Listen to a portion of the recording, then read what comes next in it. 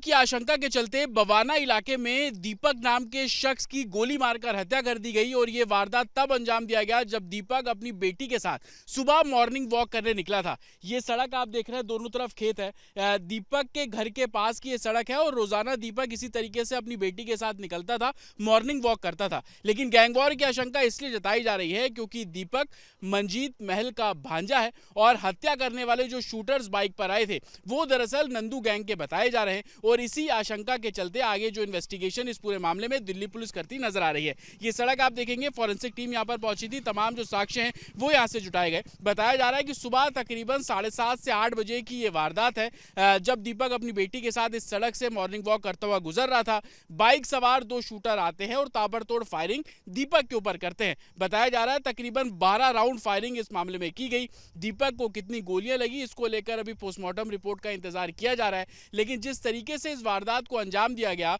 और तमाम जो सीसीटीवी कैमरा इस खेत और आसपास के जो घर है वहां पर लगे हुए थे उसको देखकर यह आशंका लगाई जा रही है कि शूटर्स पिछले एक हफ्ते से लगातार इस इलाके की रैकी कर रहे थे। आप ये सड़क देख रहे हैं, आगे आपको मंदिर नजर आएगा। तकरीबन 3 से 4 गांव के बीच की ये सड़क है और अमूमन सीसीटीवी कैमरों को जब पुलिस खंगाल रही है तो ये पता लगा कि लगातार उस बाइक की मूवमेंट इस इलाके में थी। हालांकि गैंगवॉर को लेकर दिल्ली पुलिस को आशंका इस लिहाज से भी है क्योंकि जो दीपक है वो मंजीत महल का भांजा बताया जा रहा है, लेकिन पुलिस का यह भी कहना है कि दीपक के ऊपर किसी भी तरीके की आपराधिक वारदात या कोई एफआईआर इससे पहले दर्ज नहीं थी। लेकिन वर्चस्व की लड़ाई से जोड़कर इस पूरे इंसिडेंट को देखा जा रहा है कि दिल्ली में नंदू गैंग और एक तरीके से मंजीत महल, इन दोनों गैंग के बीच में जो वर्चस्व की लड़ाई थी उसमें एक तरीके से मैसेज देने की कोशिश, और यही कारण है कि अलग अलग टीमें बनाई गई हैं जो उस बाइक सवार दोनों शूटर्स की तलाश कर रहे हैं। फॉरेंसिक टीम जब यहां पर पहुंची तो आप ये अलग अलग सर्कल देखेंगे, इन सर्कल्स पर जो खाली कारतूस से वो यहां से बरामद किए गए।